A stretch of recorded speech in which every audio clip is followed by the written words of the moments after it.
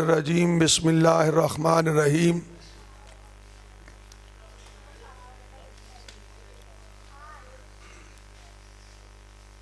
لقد کان لکم فی رسول اللہ اسوۃ حسنہ۔ بھئی جس نے جانا ہے، کوئی ضروری مسئلہ ہے تو وہ جا سکتا ہے، اور جس نے بیٹھنا ہے وہ خاموش بیٹھے بس۔ یہ عرش والے رب کے گھر کا احترام ہے جو میرے لیے اور آپ کے لیے لازم ہے کہ یہ سب سے مقدس جگہ ہے دنیا کی جہاں آپ تشریف فرما ہے۔ ایک یہودی نے آ کر آقا علیہ السلام سے سوال کیا تھا کہ اگر تم نبی ہو تو یہ بتلاؤ کہ دنیا کی سب سے بہترین جگہ کون سی ہے اور سب سے بری جگہ کون سی ہے؟ تو آپ نے فرمایا مجھے علم نہیں ہے، جبرائیل آئے گا تو میں اسے پوچھ کے بتاؤں گا۔ جبرائیل آئے، آپ نے جبرائیل سے پوچھا کہ مجھے ایک یہودی نے سوال کیا ہے، اس کا کیا جواب ہے؟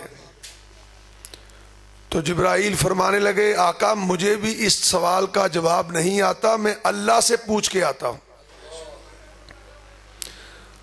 اللہ کے پاس گئے، واپس آئے اور کیا عرض کی؟ اے حبیب خدا، عرش والے خدا نے کہا ہے کہ سوال کا جواب جا کے دو کہ دنیا میں سب سے مقدس جگہ وہ ہے جہاں عرش والے کو سجدہ کیا جاتا ہے، جو اس کے نام پہ منسوب ہوتی ہے اور اسے مسجد کہتے ہیں، اور سب سے بری جگہ بازار ہے جہاں سے لوگ گزرتے ہیں۔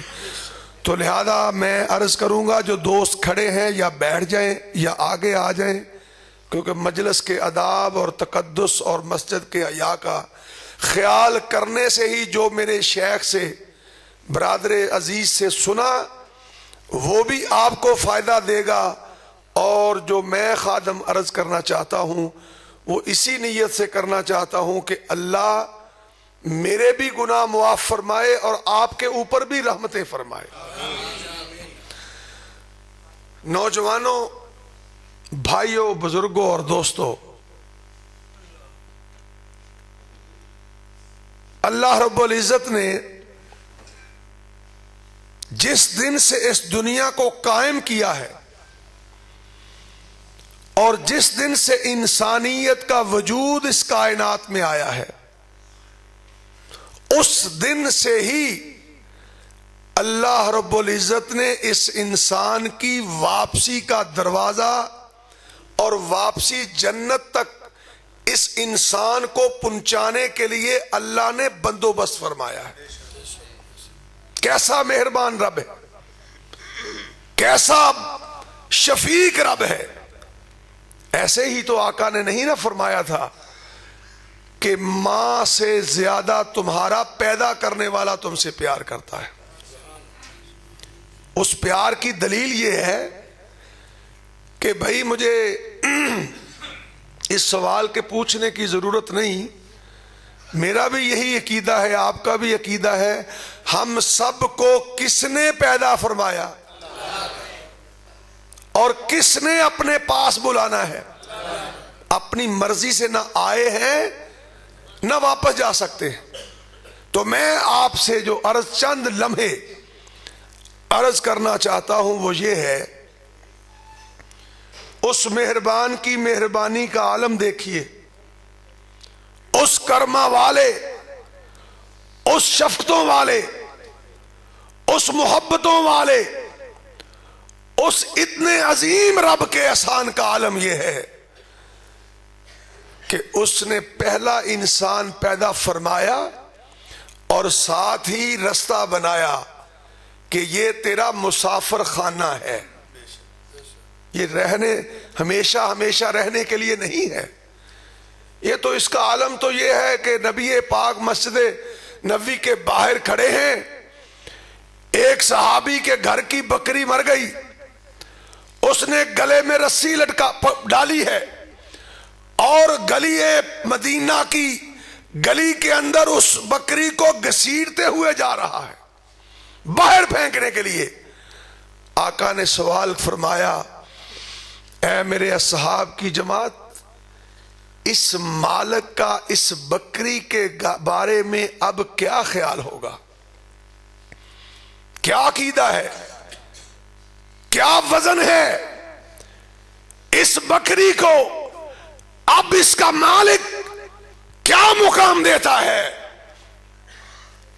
عرض کی یا رسول اللہ صلی اللہ علیہ وسلم, اس کا کیا مقام ہو سکتا ہے؟ مر گئی ہے, اسے پھینکنے کے لیے جا رہا ہے, کوئی اوقات نہیں. فرمایا میرے صحابہ, اس عرش والے کے ہاں اس دنیا کی اس بکری سے بھی اوقات کم ہے.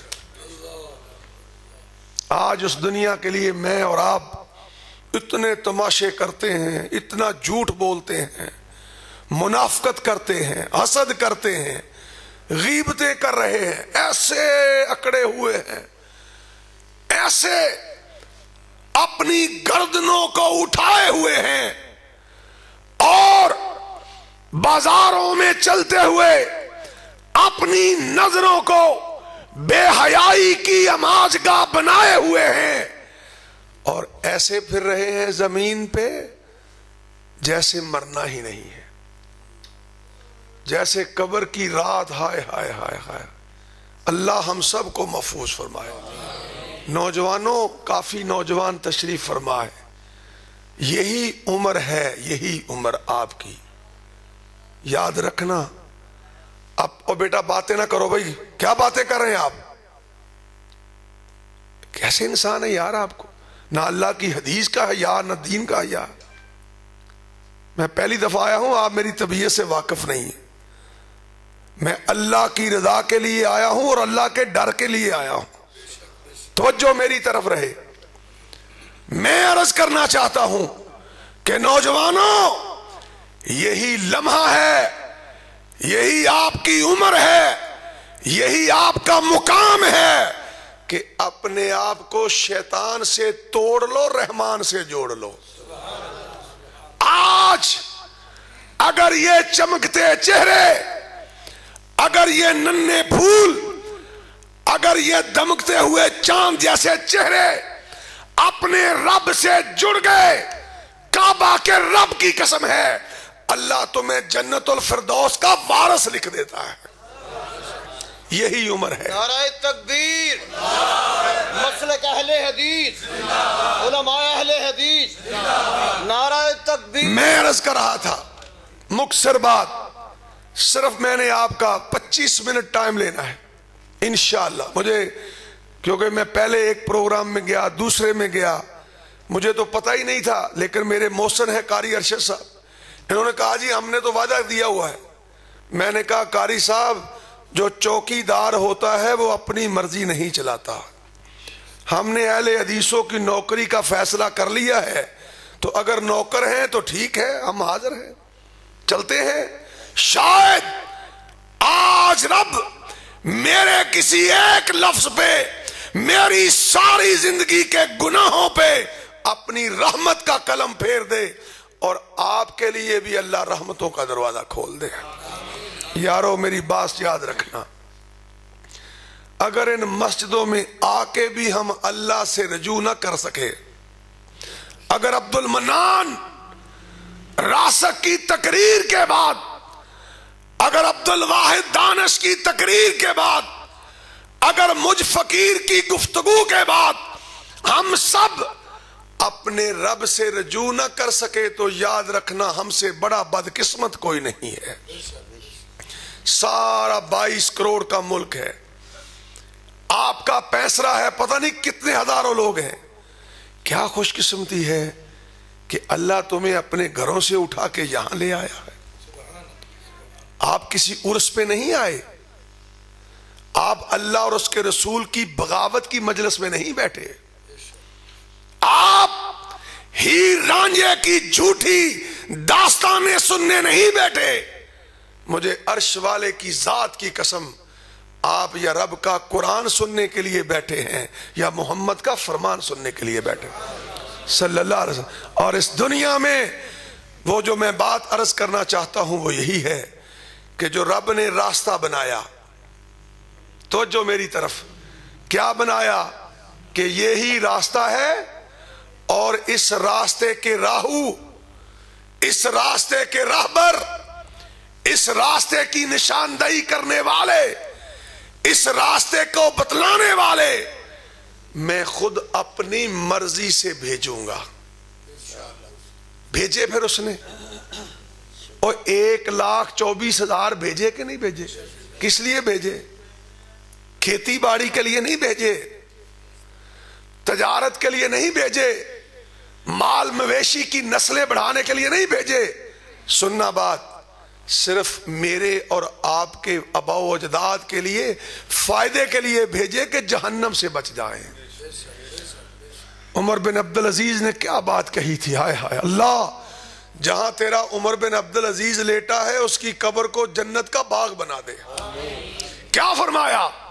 بادشاہ ہے، چند مہینے حکومت کرتا ہے، صدیاں بیت گئی ہیں، آج بھی پیسرے ہم اس کی قبر کے رحمتوں کے لیے دعا کر رہے ہیں۔ کیوں کر رہے ہیں؟ کیا کہتا ہے؟ کہتا ہے جس کی عمر 40 سال ہو جائے، کتنی؟ 40 سال، وہ مرنے کے بعد اللہ کے ہاں جب پیش ہوگا اس کی حجت ختم ہو جائے گی کہ اللہ تو نے موقع نہیں دیا تھا۔ آؤ، جو 40 سال کا ہے وہ بھی، جو 40 کو پہنچنے والا ہے وہ بھی، جو 20 کا وہ بھی، جو 25 کا وہ بھی، صرف جھولی پھیلا لے، اللہ پچھلی زندگی کے معاف کر دے، آگے سے اللہ ہماری مدد فرما دے۔ کوئی ایکسیڈنٹ سے مر رہا ہے، کوئی ہارٹ اٹیک سے مر رہا ہے، پتہ ہی نہیں چلتا۔ آج 2 موتیں ہوئی، تڑپ گیا میں، سوچ کر پاگل ہو گیا، اس کی ماں کیسے برداشت کر رہی ہوگی، اس کی بیٹی، اس کے بچے، اس کی بیوی۔ لیکن یارو اللہ، وہ کہتے ہیں، کسی بزرگ نے کہا کہ کہیں اسرائیل آنے سے پہلے 2 دن بتا دیا کرے نا کہ میں آ رہا ہوں، کم از کم بندہ تیار ہو جائے۔ تو کہتے ہیں اسرائیل نے، کہاوت ہے، کہا عجیب بات کہہ دی تو نے، بتا دیا کرے، میں تو اتنا بتلاتا ہوں تم یاد نہیں رکھتے۔ ایک گھر سے کبھی ماں اٹھا کے لے جاتا ہوں پچھلوں کو پیغام کے لیے کہ اگر ماں مر گئی ہے تو ماں کا بیٹا بھی مرے گا، اگر باپ مر گیا ہے تو باپ کا بیٹا بھی مرے گا۔ یہی تو پیغام ہے نا۔ تو بھائیو آؤ، میں جو بات عرض کرنا چاہتا ہوں وہ یہ ہے، میں اور آپ اتنے خوش قسمت ہیں، ہائے ہائے ہائے، اتنے خوش قسمت ہیں، اور جس نے پیدا کیا اسی نے واپس بلوانا ہے، اور واپسی کے لیے جو اس نے ہمیں ساز و سامان دیا، جو طریقہ دیا، جو دستور دیا، اس کو بھی کہا کہ قیامت کی صبح تک میں محفوظ رکھوں گا۔ آج میں اور تو نہ ڈھونڈے تو وکری بات ہے۔ میں عرض کرنا چاہتا ہوں کہ اس نے راستہ بنایا، اس راستے کی رہنمائی کے لیے اپنے محبوب بندوں کو بھیجا، پیغمبروں کو بھیجا، رسولوں کو بھیجا، اپنے اپنے وقت پہ آتے گئے، جاتے گئے، آتے گئے، جاتے گئے۔ اور اتنا غیرت مند رب ہے میرا اور آپ کا، اس نے جس کو بھیجا اس کی خود حفاظت کی، اس کی عزت کو بچا کے رکھا، اس کے مال کو بچا کے رکھا، اس کے دین کو بچایا۔ لیکن دوستو، ایک آیا چلا گیا، آیا چلا گیا، جو ان کی سنتیں تھیں، جو ان کا دین تھا، وہ آہستہ آہستہ مٹتا گیا، کسی کا قائم نہیں رہا۔ اس وقت دنیا کا بہت بڑا مذہب ہے، نوجوانوں توجہ فرما لینا، میں آخری باتیں کر رہا ہوں، بہت بڑا مذہب ہے بدھ مت۔ چائنا ان کی حکومت، جاپان ان کی حکومت، کس کو مانتے ہو بھائی؟ وہ کہتے جی بدھ مت کو مانتے، بدھ کو مانتے. اچھا بڑی ترقی کی ہے. آج تو بڑے سے بڑا مولوی بھی کہتا ہے کہ جاپانی گڈی تے جانا فیصلے تقریر کر. جاپان جاپان جاپان بڑی ترقی کی. لیکن سنو، آج ہم جو ان کے نیچے تلووں میں پڑے ہوئے ہیں، اپنے رہنما کی کہانی سن لو اور ان کے رہنما کی بھی سن لو. انہیں پوچھا گیا تمہارے بدھ مت کے طریقے کیا تھے؟ تم نے جو اسے مان کے اپنے آپ کو بدھ مت کہلوایا، ذرا بتا سکتے ہو کھانا کیسے کھاتا تھا؟ کہتے نہیں بتا سکتے. سوتا کیسے تھا؟ کہتے پتہ ہی نہیں. جاگتا کیسے تھا؟ کوئی علم نہیں. شادی کیسے کی، خوشی کیسے منائی، غم کیسے منایا، تجارت کیسے کی، بھائی چارہ کیسے کیا، باپ کیسے بنا، بھائی کیسا بنا، بیٹا کیسا بنا، کچھ علم نہیں. ساری دنیا چوتھا حصہ ہے اس وقت دنیا میں بدھ مت کے پاس آبادی کے لحاظ سے. اتنی ترقی کی، اتنی ترقی کی. اے مسلمانوں، اہل حدیثوں، 2-3 باتیں. بادشاہ کا بیٹا تھا، محبت کی شادی کی، بیٹا پیدا ہوا، شہر میں غم زدہ ہو گیا. کوئی غم کی خبر سن کے جنگل میں چلا گیا، برگد کے درخت کے نیچے بیٹھ کے پڑھتا رہا، وہیں مر گیا، وہیں دفن ہو گیا. بس. اور جو تمہارا اور میرا آقا ہے، کبھی اس کا بھی خیال کیا ہے؟ اب بھی تمہیں جنت پہ داخلے میں کوئی تکلیف آئے یا تم جنت سے محروم اللہ نہ کرے رہ جاؤ، کیا منہ دکھاؤ گے رب کو؟ کیسا آقا، کیسا محبوب، کیسا راہبر رات کے اندھیرے میں اپنے اہل خانہ کے پاس جاتا ہے. جب دن کا سورج چڑھتا ہے بیوی کو کہتا ہے میرے سارے معاملات کو لوگوں کے سامنے بیان کر دو، سارے بیان کرو. 15 سال تک ایک خدیجہ الکبریٰ اس کی زوجہ محترمہ ہے. 15 سال گزر گئے. جب فاران کی چوٹی سے اترا، غار حرا سے اترا اور آ کے کہا کہ مجھے فرشتہ کہتا ہے تو نبی ہے، اور راہبر ہو تو پھر ایسا ہو. 15 سالہ رفاقت ہے، فوراً کہتی ہے کلمہ پڑھاؤ تو واقعی نبی ہو سکتا ہے. یہ راہبر ہے، ایسا رہنما کہ اللہ نے گنجائش ہی نہیں چھوڑی. اب اس کی راہ سے ہٹ کے تو سہارنپور یا جمیر کی طرف دیکھے، اس کی راہ چھوڑ کے تو کسی ملا کی بات سنے، اس کی راہ چھوڑ کے تو بغداد کی طرف دیکھے، اس کی راہ چھوڑ کے تو بریلی کی طرف دیکھے، اس کی راہ چھوڑ کے تو بغداد کی طرف جائے، دیوبند کی طرف جائے. اللہ کی قسم اللہ نے رستوں کی گنجائش ہی نہیں رکھی ہے. کیوں نہیں رکھی بھائی؟ اور بدھ مت بڑا دعوے دار ہے مذہب والا، اسے پتہ ہی نہیں کیسے مر گیا کیسے ہو گیا. تجھ سے کوئی پوچھے تو یہ بھی بتا سکتا ہے کہ رات کا سیاہ اندھیرا تھا، اما عائشہ کا حجرہ تھا رضی اللہ تعالی عنہا، رات کا پچھلا پہر تھا. اما فرماتی ہیں میں نے بستر ٹٹولا، مسلمانوں تمہارے راہبر کی بات سنا رہا ہوں، تمہارے اس پیشوا کی بات سنا رہا ہوں جو رات بستر سے لے کر پھر رات بستر تک، اگر صبح تم اس کی سیرت کی کتاب اٹھا لو، رات بستر میں اللہم بسمک اموت و احیا پڑھنے کے بعد الحمدللہ الذی احیانا بعد ما اماتنا والیہ النشور تک، اور پھر بازاروں تک، تجارت تک، مساجد تک، مدارس تک، جلوت میں، خلوت میں، سکولوں میں، مدرسوں میں، مسجدوں میں، جہاں بھی جاؤ گے تمہارے آقا کی رہنمائی تمہارا پیچھا کرے گی. کوئی باب لے لو، وہ کیسا ہے، کیسا راہبر ہے کہ رات کی طریقی ہے. اما عائشہ آج سے 1450 سال پہلے وہ کیوں محفوظ کیا رب نے سجدہ؟ اماں فرماتی ہیں میں چارپائی ٹٹولی بستر ٹٹولا تو مجھے میرا آقا محسوس ہوا کہ موجود نہیں.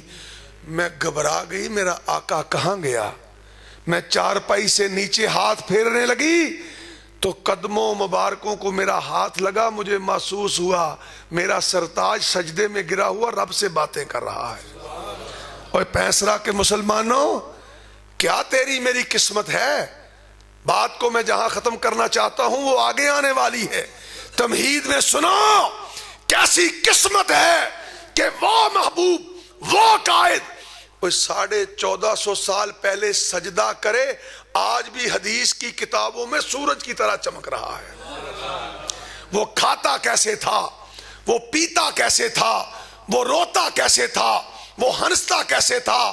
شمائل ترمذی، اس امام ترمذی نے باب باندھے ہیں کہ بالوں کا باب، رخسار کا باب، آنکھوں کا باب، کانوں کا باب، چہرے کا باب، مسکراہٹ کا باب، رونے کا باب، ان کی صورت کا باب، ان کے چلنے کا باب، ان کے بیٹھنے کا باب، ان کی نماز کا باب، ان کے حج کا باب، ان کی زکوٰۃ کا باب. ہر چیز کو رب نے قیامت تک کے لیے روز روشن کی طرح واضح کر دیا ہے.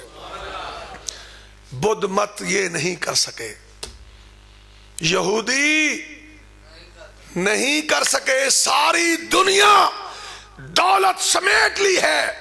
آج اس کائنات کا سب سے بڑا بدماش یہودی ہے.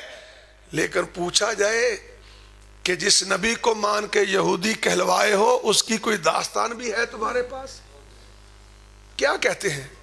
فرعون سے جھگڑا ہوا، معجزہ ملا، شادی ہوئی، فلاں ہوا، 3-4 واقعات کے سوا کچھ نہیں پتا.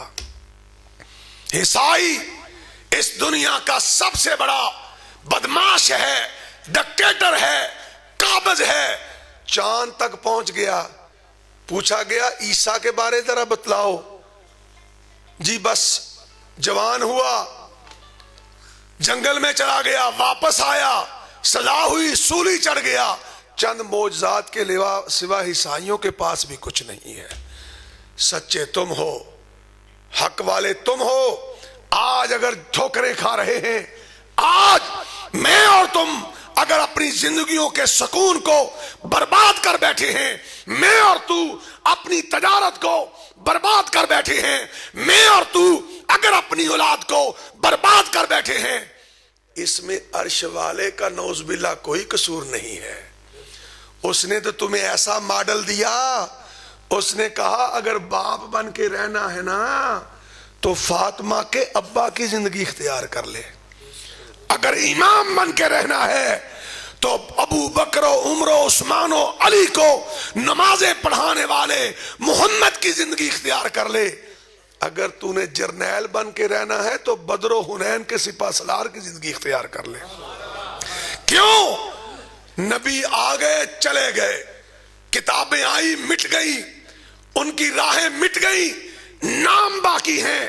ہمارا ایمان ہے کہ جو نبی بھی آیا حق پہ تھا، لیکن جب چلا گیا باب بند ہو گیا.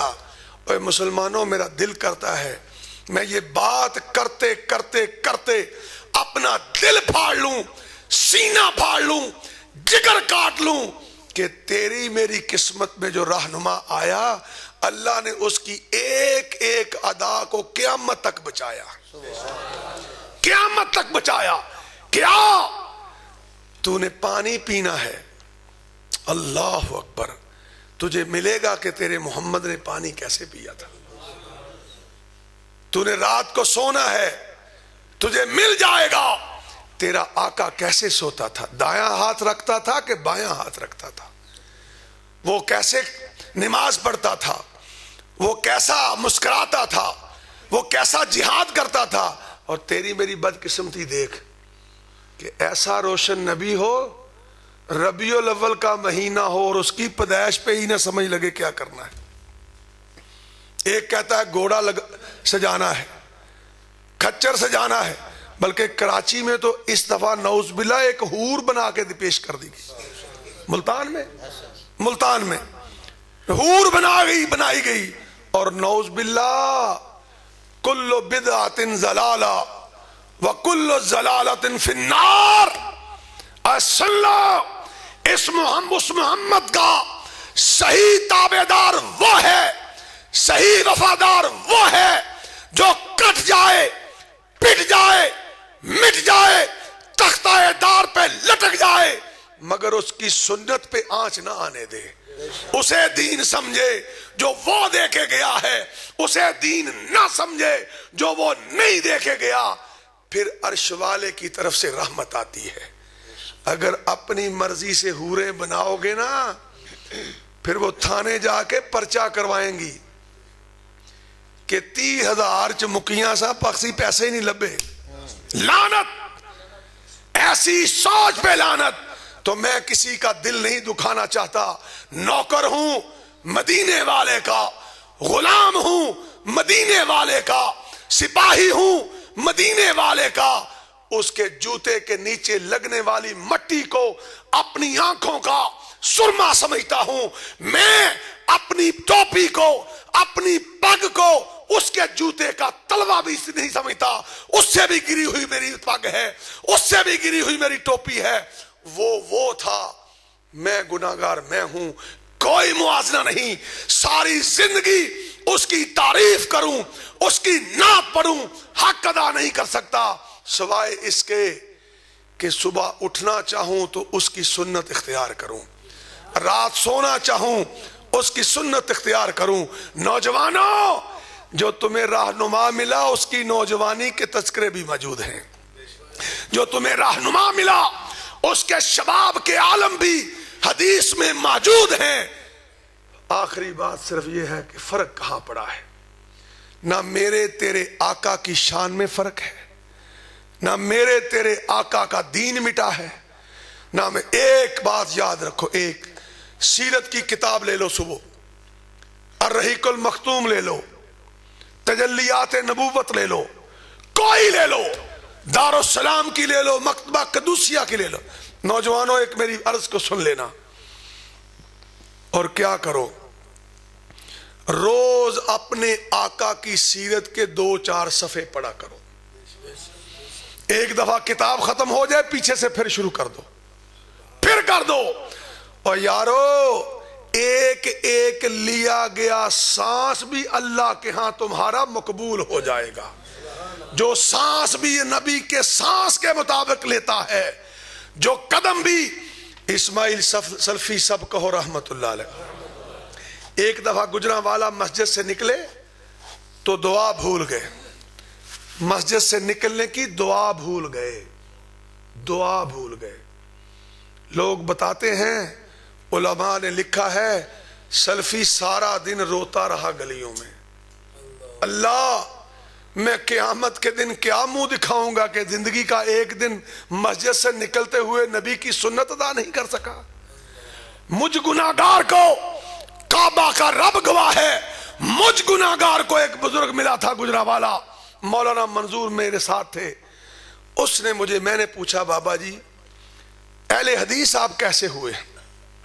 हाय हाय। उसने कहा, बेटा मैं किसी और मकतबा फिक्र से ताल्लुक रखता था, अल्लाह से दुआ की, अल्लाह मुझे वो रास्ता दिखा जो तेरे नबी का रास्ता हो और तुझे पसंद हो।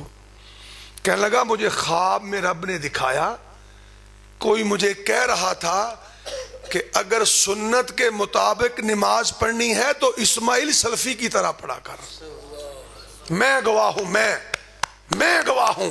यही सबब है कि आज उस नबी की एक सुन्नत पे मैं अपने जिस्म के टुकड़े टुकड़े करवाने के लिए तैयार हूं, क्योंकि वहां बहार है, बाकी कहीं बहार नहीं है। वो रब का दिया हुआ तरीका है भाई, रब का दिया हुआ। तो फर्क कहां पड़ा? हम भूल गए। हम सुबह उठे अपनी मर्जी से, रात सोए अपनी मर्जी से, हमने दुकान खोली अपनी मर्जी से, हमने तजारत की अपनी मर्जी से। मुझे रब ने 5-4 बेटे 1 बेटी दी है। मैंने उनसे कहा कि 1 महीने का जितना मर्जी खर्चा ले लो, लेकिन करना वो है जो मोहम्मद की गुलामी में किया जाता है। 5 کو حفظ میں ڈالا ہے. میں نے کہا بیٹا قیامت کا دن ہوگا, اللہ لائنیں لگوائے گا, کتار لگے گی, کتاریں لگیں گی, کوئی آئے گا شیطان کا جھنڈا اٹھاتا رہا, کوئی آیا نبی کی سنت کی بغاوت کرنے والا آیا, کوئی کچھ آیا. بیٹا صرف یہ کام کر جاؤ کہ اللہ سے مانگو کہ اللہ تمہیں اس لائن میں لگائے کہ ہم کہیں اللہ گناہگار بڑے تھے, خطاکار بڑے تھے, اللہ تیری بغاوتیں بڑی کی تھی, لیکن سودا تیرے نبی کا لیا ہے, کسی اور کا نہیں لیا ہے.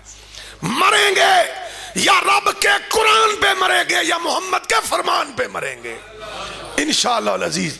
خدا کی قسم ان کی ماں اسلام آباد سے, میں اپنی بات کر رہا ہوں, مجھ جیسے فقیر کو رات کو جب فون کر کے بتاتی ہے کہ آج تیرے بڑے بیٹے نے عشاء کی نماز میں اتنا قرآن پڑھا ہے, آج تیرے چھوٹے بیٹے نے فجر کی نماز میں اتنا قرآن پڑھا ہے, میری سارے دن کی اللہ تھکاوٹ اتار دیتا ہے.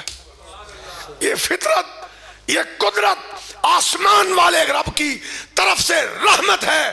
تیری میری بدقسمتی ہے ہم پختہ سڑکیں چھوڑ کے گندی سڑکوں پہ چل رہے ہیں. تیری میری بدقسمتی ہے تو اور میں اس حق والے, سچ والے, حق والے پاک نبی کی راہ چھوڑ کے ایرے گہرے کی راہ پہ چڑھے ہوئے ہیں.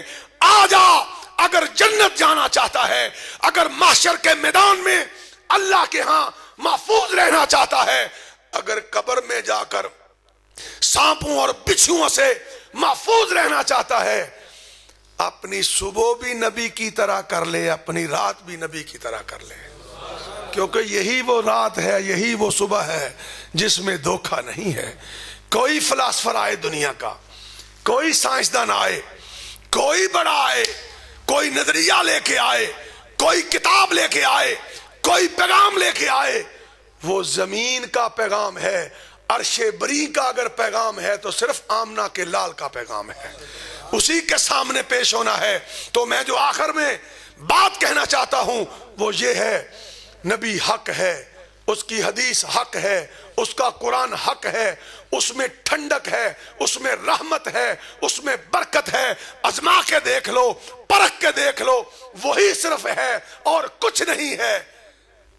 عمل کی بات ہے بس, آخری بات عمل کی بات. اگر میں اور تو آج فیصلہ کر لے کہ ادھر فرمان محمد ہو, ادھر گردن جھکائی, آج فیصلہ کر کے اٹھو کہ رات جا کے سوتے وقت اسی طرح سونا ہے جیسے آمنہ کا لال سویا کرتا تھا. وضو کرو, آقا نے فرمایا جو میرا امتی رات کو وضو کر کے دائیں ہاتھ پہ اپنا سر رکھ کے سو جاتا ہے دعا پڑھ کے, فرمایا رات کی تاریکی میں کبھی اس کی آنکھ کھل جائے, کوئی ڈرونا خواب دیکھ لے, کوئی آہٹ سن لے, یا قدرتی آنکھ کھل جائے, اٹھ کے اپنے رب سے جو مانگے اللہ وہ عطا کر دیتا ہے, عطا کر دیتا ہے. یہ طریقے صرف مبارک نبی کے طریقے ہیں اور کسی کے طریقے نہیں ہیں. تو میں یہ کہنا چاہتا ہوں لوگو, وہ اصحاب, وہ نبی کے یار جنہوں نے 22 لاکھ مربع میل پہ حکومت کی, 40 لاکھ, آخری میرا پیغام سنیے, میں بات ختم کرنے لگا ہوں, 40 لاکھ مربع میل.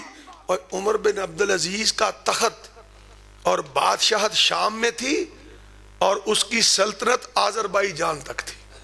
ہم اتنا پاکستان اٹھائے پھرتے, اتنا فتنے ہی نہیں مکتے. سننا بات, پیغام سنو اہل حدیث کا, فتنے نہیں مٹتے.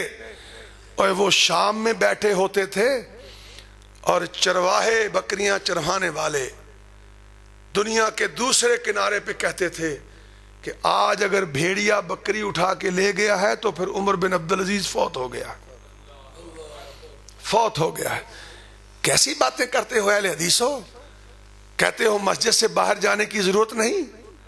بڑے بڑے شیخ مشائخ کہتے ہیں ہماری تقریر مسجد میں کروانا ہمارا سیاست تعلق نہیں, ہمیں باہر جانا اچھا نہیں لگتا, احتجاجی ریلی میں جانا اچھا نہیں لگتا. اور بتلاؤ میرا اسماعیل شہید बालाकोट में किस लिए शहीद हुआ था? क्यों हुआ था भाई? मेरा एहसान लाई जहीर लक्ष्मण सिंह में तड़पा था, तो किस लिए तड़पा था? कुरान और सुन्नत के निफाज के लिए तड़पा था। क्यों? कि जब मोहम्मद के गुलाम की हुकूमत होती है, भेड़िया भी बकरियों की तरफ नहीं निगाह उठाता। उमर बिन अब्दुल अजीज और उमर बिन खत्ताब, अबू बकर, उस्मान, अली रज़वानुल्लाह अलैहिम अजमाइन, ये आइडियल लोग हैं जिन्होंने नबी का दीन लिया, फिर मस्जिद नबी के कच्चे सहन में बैठ के हुकूमत की। और कैसी हुकूमत की भाई? हाय हाय हाय। उमर बिन अब्दुल अजीज है, हाय वजीर खजाना, पहले अपनी बीवी के पास गया जब हाकिम बना। मुझे नवाज शरीफ की बेटी ने, 2013 की बात है, नवाज शरीफ ने अभी हलफ उठाना था, पूछने लगी, और भी कई लोग थे, काफी बैठे थे, कहने लगी जी नवाज शरीफ ने तकरीर करनी है चंद दिनों के बाद, कौम से क्या कहे? एक बोला जी कालाबाग डैम का ऐलान कर दे, दूसरा बोला जी बिजली के बहरान के लिए ये कर दे, तीसरा बोला मुशर्रफ को फांसी दे दे, चौथा ये मुझ फकीर की बारी आई। मैंने कहा मेरी बहन अगर कह सकती हो तो अपने बाप को कह कि फतह मक्का का खुतबा पढ़ ले, बस। अगर इस मुल्क की खैर खाई चाहते हो, फतह मक्का का खुदा है। यार मैं क्या करूं, खुदा की कसम, ये कोई ड्रामा थोड़ा है। कोई जिंदगी का एक पहलू भी ऐसा नहीं नौजवानों जहां तुम्हारे नबी की सीरत सामने ना खड़ी हो, एक पहलू भी ऐसा। कितनी मुबारक है हमारी जिंदगियां, कितनी किस्मत अच्छी है। तो मैंने कहा खजल फतह मक्का का खुतबा पढ़ के दो चीजें ले ले, दो चीजें। क्या? पहली चीज, ला तसरीब अलैकुमुल यौम, ऐलान करे कि जाओ, मैं मुशर्रफ से लेकर शेख रशीद तक और शेख रशीद से लेकर परवेज लाई तक आज सबको माफी का ऐलान करता हूं, क्योंकि 22 करोड़ लोगों की भूख की फिक्र लेके आया हूं, अपनी जात की बात नहीं लेके। और दूसरी बात ये कहे कि मेरे पास 300 अरब है, 400 अरब है, 500 अरब है, 200 अरब है, आज आधे उठा के हुकूमत के खजाने में डाल देता हूं, आधे अपनी औलाद के लिए छोड़ देता हूं। 5-6 मुस्लिम लीगी मेरे गले पड़ गए, कहने लगे जी ये मियाँ साहब नू भुखा भी मरवाएगा और इन्होंने बुजदिल भी कर देगा। मैंने कहा ठीक है भुगतो फिर। तो मैं अर्ज करना चाहूं, ये दुनियादारी के नुस्खे हैं, ये कुरान और सुन्नत के नुस्खे नहीं हैं। जिन्होंने कुरान, उमर बिन अब्दुल अजीज हाकिम बना, 2 साल चंद महीने हाकिम रहा, पहले दिन क्या फैसला किया? अपनी बीवी फातिमा के पास गया, कहने लगा फैसला कर लो, मेरे निकाह में रहना है या निकाह में नहीं रहना है? उसने कहा क्या हुआ है? कहने लगा अगर निकाह में रहना है सारे हीरे जवाहरात उतारो और जमा कराओ बैतुल माल में, अगर नहीं करवाओगी तो मुझसे जुदा हो जाओ, मुझे ऐसी बीवी नहीं चाहिए। फातिमा, वो फातिमा जिसका दादा बादशाह, झूठी झूठी एमएनएशिप के लिए मर रहे हो, क्या औकात है इसकी? जनाजा पढ़ने वाले भी नहीं बाद में मिलते, बड़े बड़े लोगों का मैंने जनाजा पढ़ा, खुदा की कसम किसी आलम का जनाजा पढ़ता हूं लगता है फरिश्ते उतरे हुए। ये फर्क रब दे देता है, अल फर्क बैनना व बैनकुम यौमल जनाइज। तो मैं कह रहा था, दादा बादशाह, बाप बादशाह, खामद बादशाह, 2 भाई बादशाह, सब कुछ उतार के दे दिया। हुकूमतें तो फिर ऐसे चलती है ना। हाय, जब उमर बिन अब्दुल अजीज फौत हुआ तो भाई बादशाह बना, भाई ने बैतुल माल से सारे हीरे जवाहरात निकलवाए और कहा मेरी अजीज बहन के घर पहुंचा दो। ले जाने वाले ने ले जाया, कहा ए मलका, ए बीबी, ये तुम्हारे खजाने में पड़े हुए हीरे जवाहरात हैं, ले लो। कहने लगी मैं उस खामद की बीवी हूं, उसकी बेवा हूं जिसका जिंदगी में जितना हया था उसके मरने के बाद उसका ज्यादा हया है, हाथ तक नहीं लगाऊंगी। और आओ कुरान और सुन्नत के लिए उठो। मैं आपको जो बात कहना चाहता हूं वही उमर बिन अब्दुल अजीज जब हुक्मरान बना तो कारी अरशद साहब اس نے ان کو نہیں بلوایا تھا جو اس کے انویسٹر تھے. یہ وہ عمر بن عبدالعزیز ہے کہ شام کے دھوبی ان کے پاس رئیس زادوں کی اولادیں جاتی تھی کہ ہم سے ڈبل پیسے لے لو, ہمارے کپڑے عمر بن عبدالعزیز کے ساتھ دو دو, اس کے کپڑوں کے ساتھ دو دو. کیوں؟ کہ وہ خوشبو لگاتا ہے جو دنیا میں کہیں سے ملتی نہیں ہے. جب بادشاہ بنا, ایک بداغ سے عورت آئی, ایک آ کے شام میں پوچھتی ہے بادشاہ کا محل کدھر ہے؟ انہوں نے کہا جی بادشاہ محل چ نہیں رہندا, او کچی کوٹھڑی, کچی دیوار, ٹوٹا ہوا دروازہ, کپڑا لٹکا ہوا ہے, وہ بادشاہ کا گھر ہے. گھر گئی, بغداد سے آئی تھی, عراق سے آئی تھی, تو گھر داخل ہو کے فاطمہ کو ملی, کہنے لگی یہ بادشاہ کا گھر ہے. آج میری تیری سیاست شروع ہی گھر سے ہوتی ہے. حرام کماؤ, اچھی ٹائلیں لگاؤ تاکہ ووٹر کہے بڑی گل ہے جی, بڑی بڑی گل ہے. اسی لیے تو برباد ہو گئے. کیا کیا؟ فاطمہ سے سوال کیا, اے بی بی یہ بادشاہ کا گھر ہے؟ فاطمہ نے کہا ہاں اماں بادشاہ کا گھر ہے. سر پہ ہاتھ رکھ کے کہنے لگی مر گئی, میں اپنے گھر کا دیا جلانے کے لیے آئی تھی, اس کا تو اپنا بجھا ہوا ہے, اس کا تو اپنا بجھا ہوا ہے. قرآن و سنت کو سمجھو, قرآن و سنت کو. فاطمہ نے کہا بی بی اس لیے بجھا ہوا ہے کہ ہمیں لوگوں کے جگانے کی فکر ہے, امت کی فکر ہے, اپنی رعایا کی فکر ہے. کہنے لگی اگر تو بادشاہ کی بیوی ہے تو وہ تیرا ملازم کنویں سے پانی نکال کے مٹی میں ڈالتا ہے اور مٹی گوند رہا ہے, ہر بوکا ہر بالٹی نکالتے ہوئے وہ تیری طرف دیکھتا ہے, تو پردہ نہیں کرتی, تو کیسی امیر المومنین کی بیوی ہے؟ فاطمہ کی چیخیں نکل گئیں, کہنے لگی اے اماں وہ نوکر نہیں, وہی امیر المومنین ہے. ہائے ہائے, وہی امیر المومنین ہے.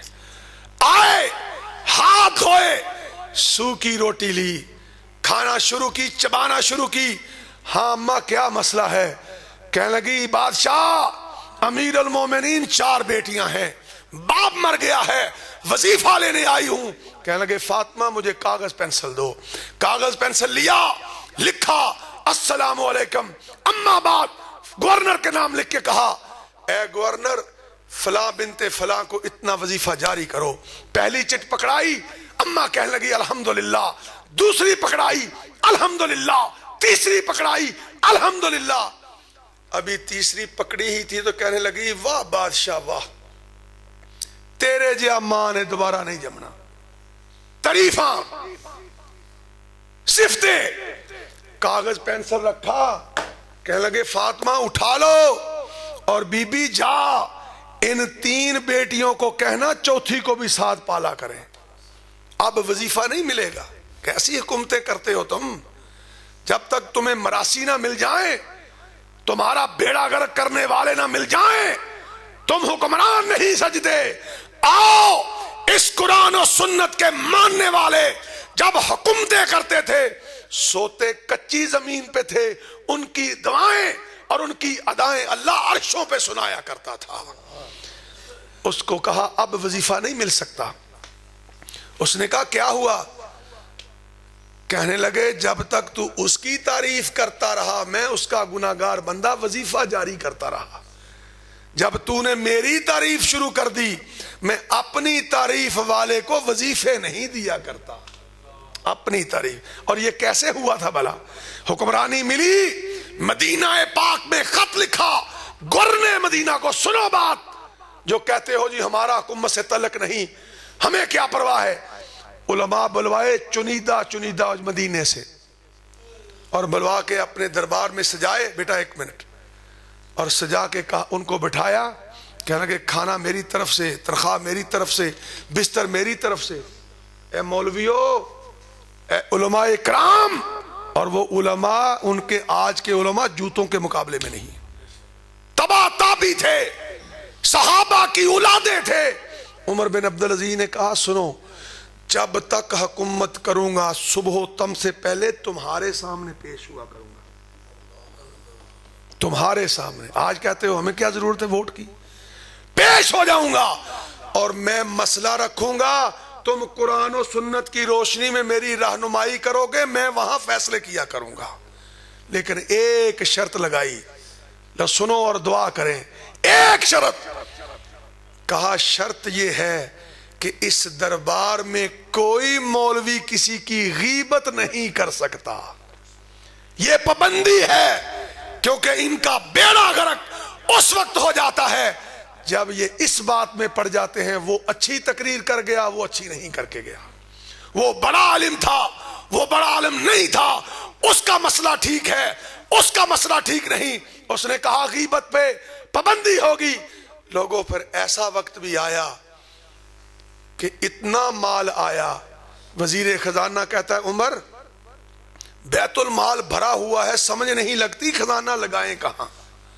فرمایا جاؤ میری سلطنت کے جتنے مقروض ہیں ان کے قرضے اتار دو، اتارے، پھر آئے، امیر المومنین ابھی بھی مال اتنا ہی ہے، کم نہیں ہو رہا۔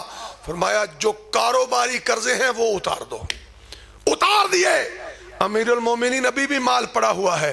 فرمایا جتنے میری مملکت کے نوجوان ہیں ان کی شادیاں حکومت کی طرف سے کرو، شادیاں ہو گئی، پھر آئے، کہا امیر المومنین ابھی بھی مال بڑا ہے۔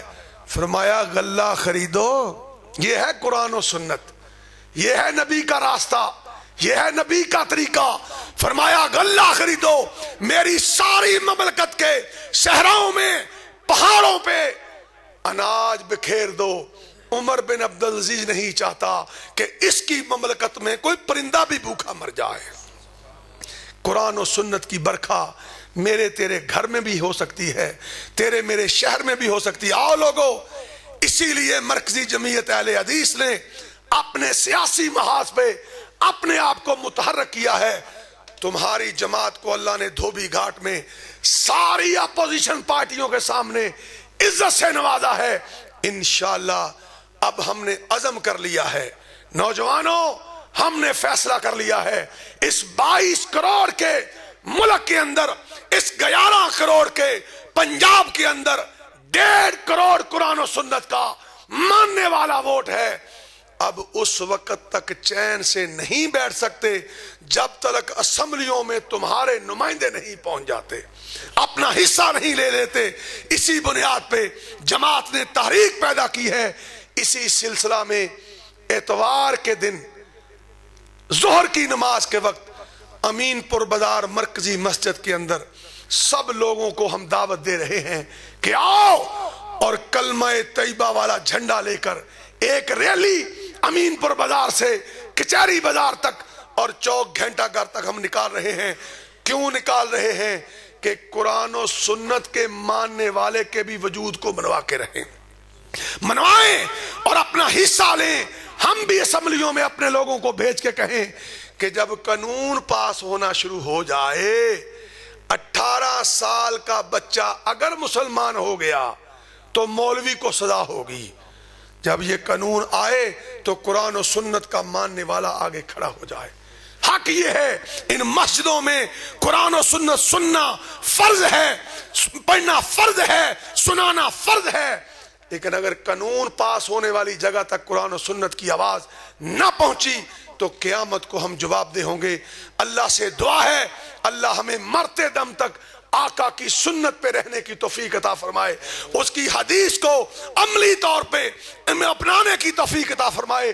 اللہ ہماری جبین نیاز کو صرف اپنی بارگاہ میں جھکنے کی توفیق عطا فرمائے، قرآن و سنت کو ماننے کی توفیق عطا فرمائے، اور اس ملک میں، اس پاکستان میں قرآن و سنت کے ووٹ کی اللہ قدر بڑھائے، اور قرآن و سنت کے لیے اللہ ہمیں شہادت بھی ہوتی ہے، اللہ ہمیں نصیب فرمائے۔ وآخر دعوانا ان الحمدللہ رب العالمین۔ قاری صاحب فرما رہے ہیں کہ سعید انصاری صاحب کی قیادت میں انشاءاللہ، یہ تحصیل کے ماشاءاللہ امیر ہیں ہماری جماعت کے سعید بھائی، تو پہلے ناظم ہیں، امیر کون ہے؟ قاری صاحب، ماشاءاللہ، اللہ تعالیٰ قاری صاحب نے اور رشتہ عطا فرمائے۔ تو یہ ناظم ہیں، تو اللہ کی توفیق سے ہم نے آپ کو اللہ کے لیے بلایا ہے، اللہ کی رضا کے لیے بلایا، اللہ جانتا ہے دلوں کے بھید کو۔ تو سعید انصاری صاحب نے پہلے بھی بہت محنت کی، ان کا شکریہ، ان کے احباب کا شکریہ جو دھوبی گھاٹ تشریف لائے۔ انشاءاللہ اتوار والے دن ظہر کی نماز آپ جامع امین پور بازار میں پڑھیں، وہاں کھانے کا انتظام ہوگا انشاءاللہ جو بھی اللہ نے نصیب میں لکھا۔ عصر کی نماز ہم امین پور بازار کی مسجد سے پڑھ کر ہزاروں کی تعداد میں لا الہ الا اللہ کا جھنڈا اٹھا کے دنیا کو بتائیں گے کہ قرآن و سنت کے ماننے والے قرآن و سنت کے نفاذ کے لیے نکل پڑے ہیں۔ وآخر دعوانا ان الحمدللہ رب العالمین۔